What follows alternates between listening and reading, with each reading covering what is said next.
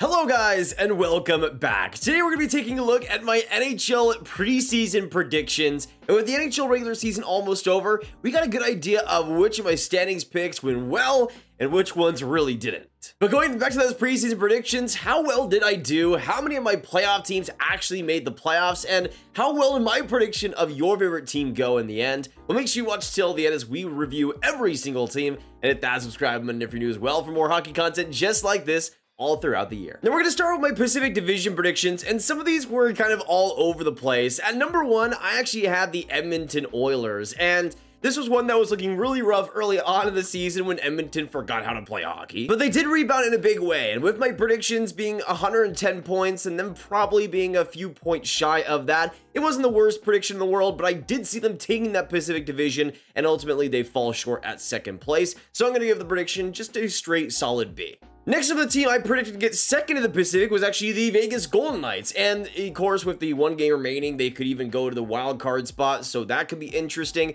But for Vegas, I saw them having a lesser regular season, and that ended up being the case, but I underestimated how much the regression might have hit. I predicted them at 106 points on the year, and they'll likely come just short of that as well. But for Vegas, there were some injuries, of course, there were some inconsistencies, which I saw happening, but to an even greater extent than even I predicted. But I'm going to give the prediction a C+, not the best in the world, but I was still in the same range. For my third place spot, I had the LA Kings coming with 105 points on the year, just behind Vegas at second place. And as you can see, that's kind of been the case with LA and Vegas battling for spots. But for the Kings, they've had a really inconsistent year. They were absolutely explosive to start out the season, but teetered off, of course, and of course the head coaching change was a massive one too. For LA, I'm really not sure what to think of the team going forward into these playoffs, but one thing is for sure, they underestimated a little bit in my predictions, so I'm going to give it the same range as the Vegas pick, just a solid C. Now, I only had one other playoff team outside of the top three in the Pacific Division, and with my wildcard team, I actually had the Seattle Kraken. Now, I did see them regressing a little bit, but I really didn't have them regressing as much as I should. I had them getting 96 points on the year, and being a wildcard team, not being one of the strongest, but being pretty solid still. You can see for Seattle, it has been just a disaster year, 79 points so far this season, and no matter what, it was just a failure of a pick having them in the playoffs. So much of just pure regression throughout the entire team and just resorting back to their most average selves, and it's unfortunate. I would have loved to see Seattle make another run here, but it just wasn't in the cards. I'm going to give the prediction a D-, not quite on the F tier, but pretty close. Unfortunately, coming fifth place in my season predictions, I had the Vancouver Canucks, and you can see how much they've surpassed mine and a lot of people's expectations. So far, getting 109 points, 50+ wins. And for Vancouver, I saw them doing well this year. 93 points was my prediction, and just being outside of that wild card race. I saw them in the mix. I saw them potentially right there in the thick of it, right at the end of the season. I just didn't have them as a playoff team, but as Vancouver has shown, anybody can bounce back at any time, and for them, they finally had this positive regression, finally was able to realize the potential they've had, and I love to see it. Those players deserve some playoff aspirations, and boy, will they get some this year. But I'm going to give the Vancouver pick a D+. At number 6, my predictions was the Calgary Flames, and it didn't quite come true. Maybe it does if Seattle leaps them, but I also saw Calgary being a better team, a more competitive one. I saw them getting 88 points on the year, probably just too optimistic for some of these middling teams and how many points they would get. But for Calgary, I saw them being still decent, but because of a lot of the potential rebuilding that they could go through, teetering off in the second half, and I guess that was kind of the case. They sold a lot of different assets, and of course, that was a big part of things, but they'll finish around the 79, 81 point range, which is close, but not quite close enough for me. I'm going to give it a C+. Wasn't the worst prediction in the world, but for Calgary, I could have been a little better at the actual point prediction. Then we go to the bottom two in the Pacific, and this is actually something I did end up getting right. And at 7th place, I had the Anaheim Ducks. I had them getting 65 points on the year, so a little bit better than what they ended up doing, especially early on with Anaheim's successes. I thought maybe they would overshoot what I was predicting for them, but I still saw them having a kind of disappointing season, making a little bit of progress, sure, but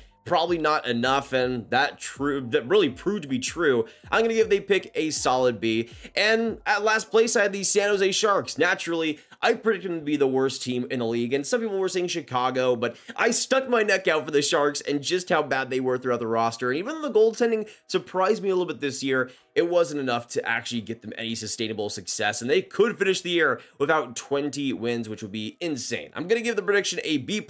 I could have been a little more correct on the points. I had San Jose getting 59, and they'll be well below that no matter what. All right, now we go on to the Central Division, and this one I would say I'm a little bit more proud of how I did, all things considered. You, of course, have the Dallas Stars coming in at the first place spot in the Central, and that's what I predicted to happen. Now, they actually overshot my predictions a little bit. I had them getting 105 points on the season, still being one of the best teams in the NHL, but they definitely were overshooting that. Became the best team in the West, 113 points. So proud of the boys, love to see it. And even though I had some semantics right, it wasn't quite exactly on the money. I'm going to give it an A-. One of my better picks, though, so far. At number 2 in my predictions was the Colorado Avalanche, and I had them finishing with 102 points. The Central was a little bit better than I was expecting this year, honestly, but you can see Colorado coming in that third spot in the division. They really were looking like they would overtake almost everybody at a certain point, but they kind of struggled a little bit in these past couple of weeks. Still, though, for Colorado, right around the range I'd have them,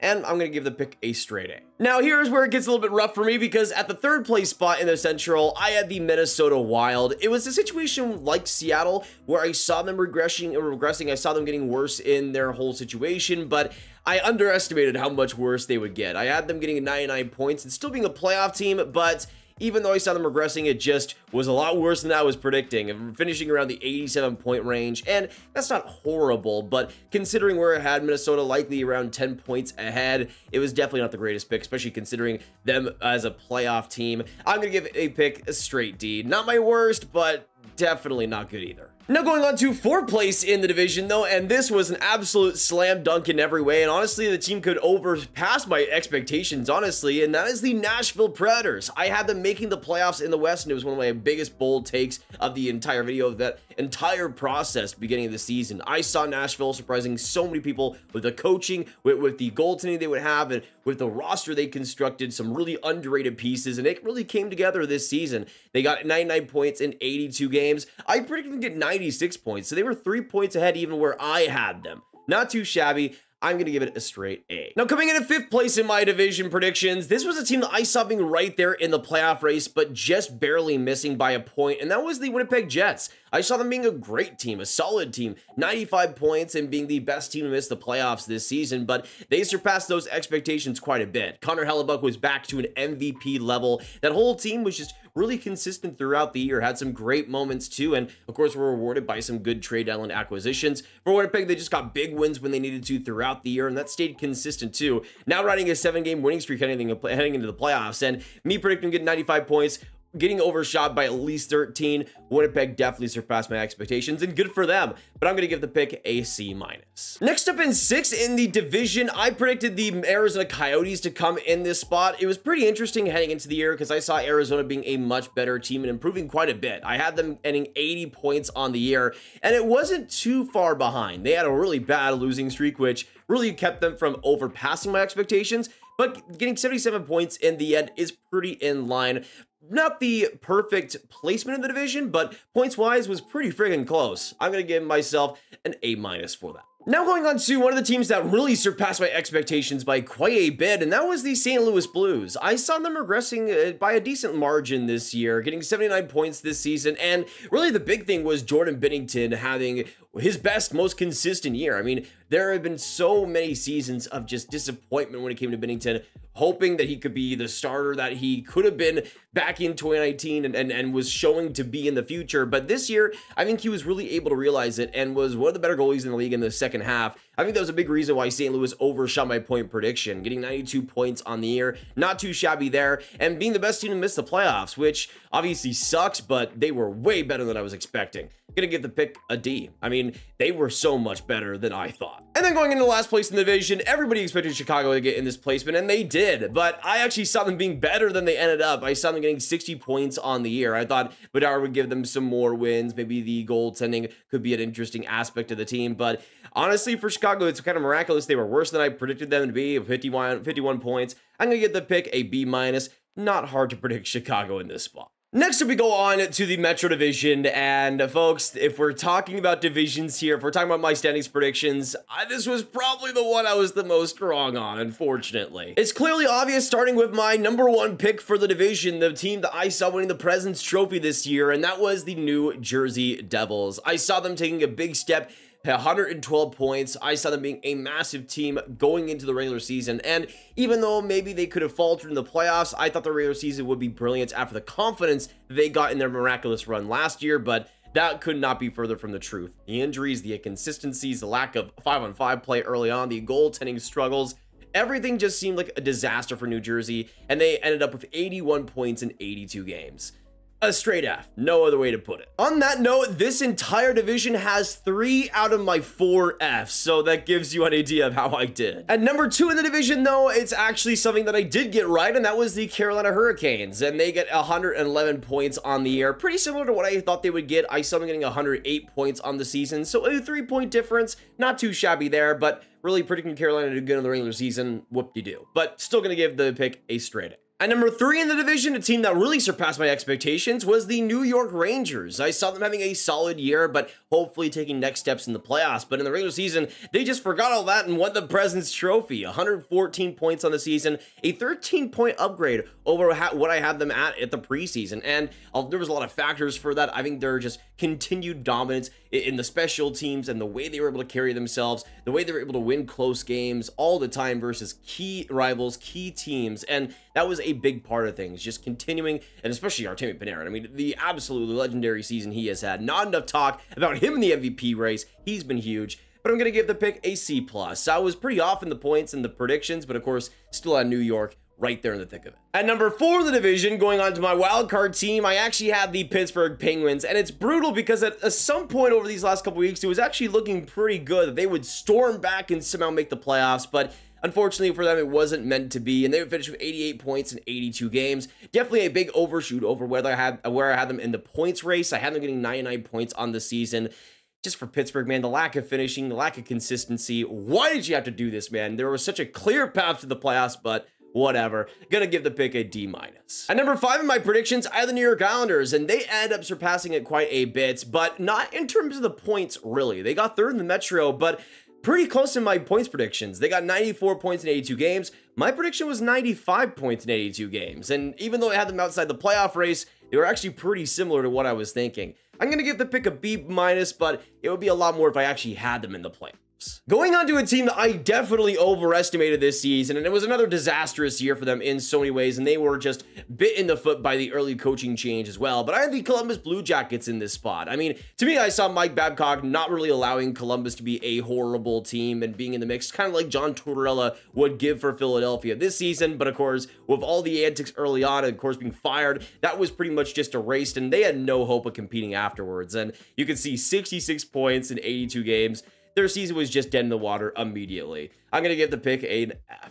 This one is pretty rough, though. Going on to 7th in the division, this is where I had the Washington Capitals. And man, to give the Caps credit, Charlie Lindgren, the absolute dominance in 1-goal games. Washington just found a way to snuck in, and good for them. But I had them 83 points on the year, had them 7th in the Metro, and they surpassed that by quite a bit. Good for them, but not very good for my picks. Gonna give it a D+.